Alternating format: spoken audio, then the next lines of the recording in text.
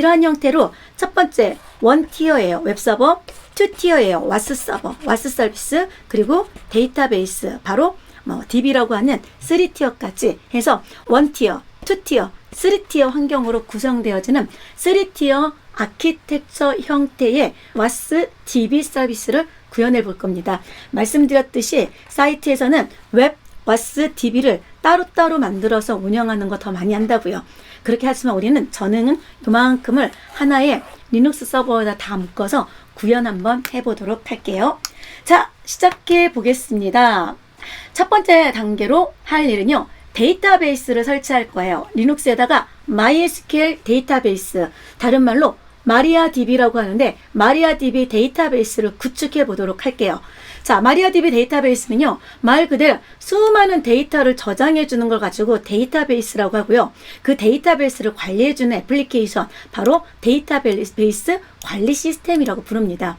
오픈소스로 MySQL이 있고 마리아DB가 있는데 몬티라는 사람이 둘 다 만들었어요. MySQL을 처음 만들었는데 그 MySQL이 오라클에 인수가 되게 되면서 이제 마리아DB라는 이름으로 두 번째 데이터베이스를 만드는데, MySQL은 현재 어떤 벤더가 지원해주는 어떤 라이센스를 가진 제품이 하나가 있고 오픈소스를 지원해주는 제품도 있습니다.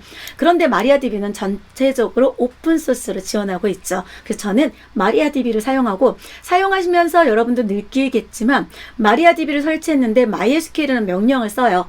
같은 프로그램이라는 뜻입니다. 라이센스 정책의 차이가 조금 있다라는 거. 자, 첫 번째로 데이터베이스를 설치할 거예요. 3티어 서비스 중에 첫 번째 뭐다? 데이터베이스를 설치하자라는 거죠. 자, 데이터베이스 설치를 위해서 저는 서버에 지금 접속되어 있는 상태고요.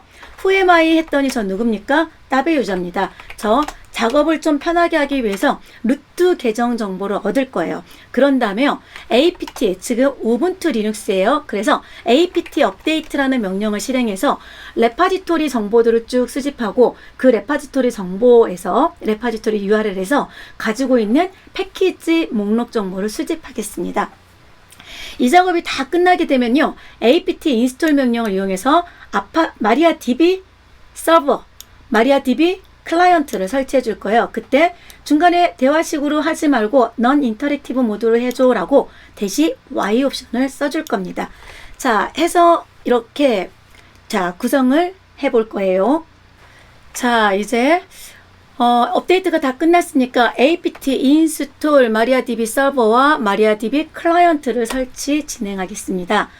자, DB 서버 클라이언트 설치해서 데이터베이스를 동작도 시키고요. 클라이언트 커맨드를 이용해서 접속해서 간단한 데이터베이스 사용법도 우리가 확인해 보도록 할게요.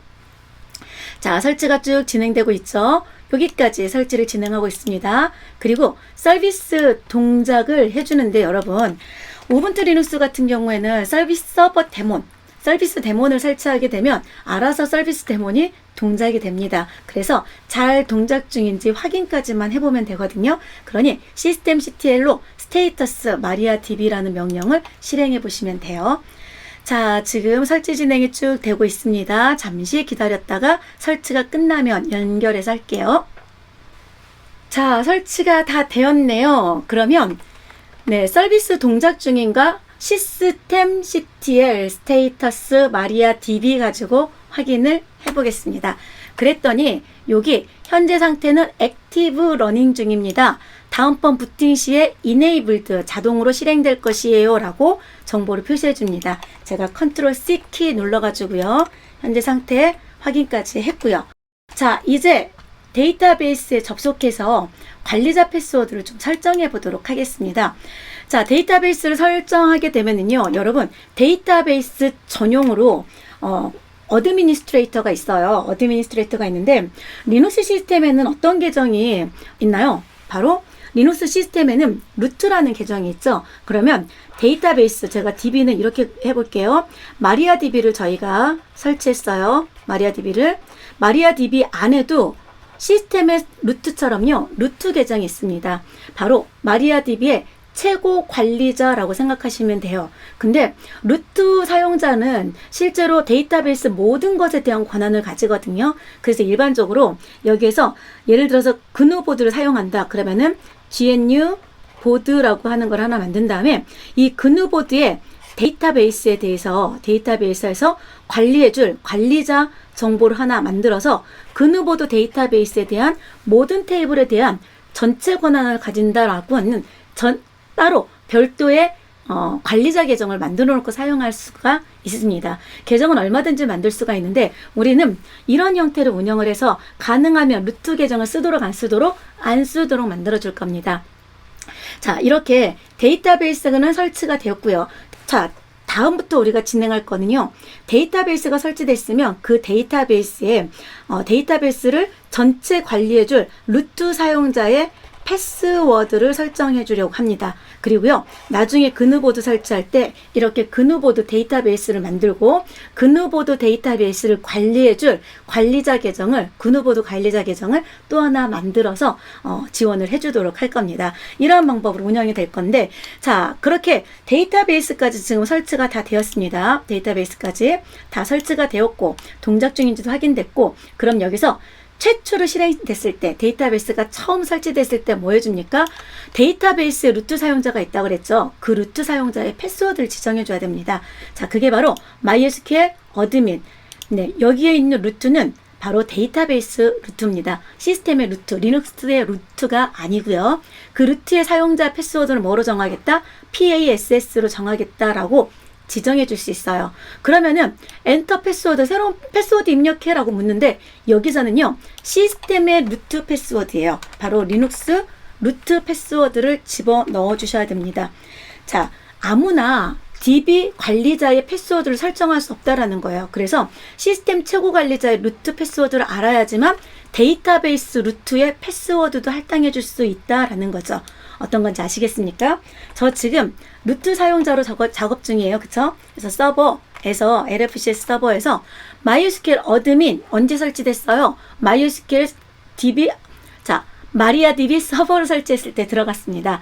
자, 마리아DB 서버가 설치됐을 때 요 MySQL 어드민이라는 관리자 커맨드도 들어갔고요. 이거 이용해서 데이터베이스 루트의 패스워드를 지정하는데 누구의 패스워드를 묻는다? PASSWORD 누구였었죠? 시스템의 루트 패스워드를 인증받으면 요게 설정이 됩니다. 그래서 데이터베이스 마리아DB의 루트 사용자는 원래 있었는데 그 루트 사용자의 패스워드로 뭐가 할당됐어요? PASS라고 하는 값이 할당이 되었죠. 아직 그누보드라든지 그누보드를 관리할 수 있는 유저가 만들어진 건 아니에요. 이제야 데이터베이스 루트가 만들어진 상태입니다. 자, 그럼 데이터베이스 접속을 좀 해봐야 되겠죠. 데이터베이스 접속을 위해서 MySQL이라고 하는 명령을 실행할 거예요. 클라이언트 커맨드예요. 다음에 제가 여기다가 어떤 유저 계정으로 들어갈 거예요? MySQL 데이터베이스에 마리아DB 데이터베이스에 루트 계정으로 들어갈 거예요. 시스템의 루트가 아니라 마리아DB의 루트 계정으로 들어갈 거고요. 이때 패스워드는 여러분이 직접 패스라고 입력을 하셔도 돼요. 근데 이런 패스워드 노출되는 게 좀 바람직하진 않겠죠. 그래서 여기까지만 입력하고 엔터 누르면 패스워드 입력해 라고 묻는데 이때 입력하는 패스워드는 이제 데이터베이스 관리자 루트의 패스워드를 넣어주는 겁니다. 그래서 PASS라고 입력하고 엔터를 눌러주면 마리아DB에 접속이 됐어요. 자, 지금 현재 Welcome to MariaDB 모니터라고 나와 있고요. 언제든지 도움말은 뭐해라? 이렇게 볼 수 있다 라고 나와 있고 MariaDB 하고 요게 MariaDB의 프롬프트입니다. 여러분, 우리는 MariaDB를 설치했고 MariaDB 안에 최고 관리자 루트의 패스워드로 패스라고 하는 글자를 집어넣어줬고 이제 그 루트 계정을 가지고 뭐 했습니까? MariaDB에 접속이 됐어요. DB는 데이터베이스를 관리해 준다고요. 그쵸? 데이터베이스 관리 시스템이라고요. 많은 데이터베이스가 있을 수 있는데 그 데이터베이스를 먼저 확인해 볼게요. show 데이터베이스즈라고 하는 명령을 실행하고 나서요. 세미콜론 놓고 엔터 누르면 현재 데이터베이스 안에 있는 데이터베이스 목록들을 보실 수가 있어요. 여기 안에 지금 목록으로 인포메이션 스키마라든지 MySQL이라든지 퍼포먼스 스키마라든지 이런 것들이 들어있죠. 근데 여기에 우리가 설치해서 사용하고 싶은 그누보드에 대한 데이터베이스는 없습니다. 나중에 따로 만들어서 이걸 쓸 수 있도록 해줄 겁니다. 자, 이렇게 간단하게 데이터베이스 무엇을 해볼 수 있냐면 지금 저희 접속까지 해서 여기까지 패스워드로 패스라고 하는 글자까지 집어넣어서 들어와서 프롬프트가 떠 있는 상태죠. show 데이터베이스라고 하는 뭘 실행했나요? 데이터베이스 명령어를 실행했습니다. 자, 그래서 이제 엑시트에서 데이터베이스 잘 설치됐구나 까지만 확인하겠습니다. 자, 첫 번째 단계로 우리 뭘 설치했죠? 데이터베이스 설치 완료했습니다. 자, 이제 두 번째 단계 작업을 해야지 돼요. 바로 아파치 웹서버를 설치할 거예요. 3T 환경 기억하시나요, 여러분? 3T 환경 중에 우리 클라이언트 사용자의 웹브라우저, 크롬 웹브라우저에서 우리 웹서버로 접속을 해준다 그랬습니다. 그쵸? 웹서버. 이 웹서비스를 지원해주는 웹서버가 있으면 클라이언트 사용자의 크롬 브라우저로 서버에 접속을 할 수가 있어요. 이렇게. 자, 그런 서비스, 클라이언트의 웹브라우저를 요청하는 서비스 요청을 받아주는 아이를 웹서버라고 합니다. 종류가 많아요. 아파치 웹서버 상당히 유명하고요. 그리고 엔진엑스라고 하는 웹서버도 상당히 유명합니다. 이 두 가지는 거의 웹서버를 운영하는 사람들은 많이들 알고 계실 텐데, 자, 우리는 웹서버 중에서도 아파치 웹서버를 쓸 거예요. 그거 말고도 뭐가 있다고요? 네, 오픈소스로 지원해주는 게 엔진엑스라는 것도 있고 아파치라는 것도 있죠. 아파치 웹서버가 좀 더 기능이 많다라고 생각하시면 되고, 엔진엑스가 조금 더 가볍고 기능은 약하지만 좀 더 가볍게 동작할 수 있는 서버다 생각하시면 됩니다. 우리는 아파치를 설치해서 아파치와 요 PHP를 연동해서 PHP 통해서 데이터베이스로 들어가도록 할 거예요. 그래서 클라이언트가 직접 접속한다고 해서 요 웹서버를 부를 때 프론트 엔드 서비스라고 부릅니다. 그리고 요 데이터베이스는요, 백엔드 서비스라고 부릅니다. 네, 많이 들어보셨을 수 있어요, 여러분. 모르셨으면 이제 오늘 듣는 거죠. 자, 아파치 웹서버 설치할게요. 아파치 웹서버도 똑같이 우리 여기에 데이터베이스까지 설치된 시스템에 LFCS 서버에다 설치할 겁니다. 저 여전히 루트 계정으로 있죠. whoami 저 루트 사용자고요. apt install 명령에서요, 아파치2라고 하는 거와 그 다음에 컬이라고 하는 클라이언트 커맨드죠. 우리가 웹브라우저 GUI 띄우기 불편하니까 간단하게 텍스트로 확인하기 위해서 컬이라고 하는 웹브라우저까지 함께 설치를 진행하겠습니다. 참고로 여러분, CentOS 쓰시는 분이나 우분투 쓰시는 분들 패키지 이름이 다르다라는 걸 알 겁니다. CentOS에서는요, YUM install httpd라는 이름으로 설치해야 되고요. 우분투에서는요, apt install 아파치2라는 이름으로 설치를 진행해 주셔야 됩니다. 자, 해서 이렇게 아파치 웹서버가 설치가 쭉 진행될 거예요. 설치가 다 끝날 때까지 기다렸다가 설치가 다 끝나면 다음 내용 보도록 하겠습니다.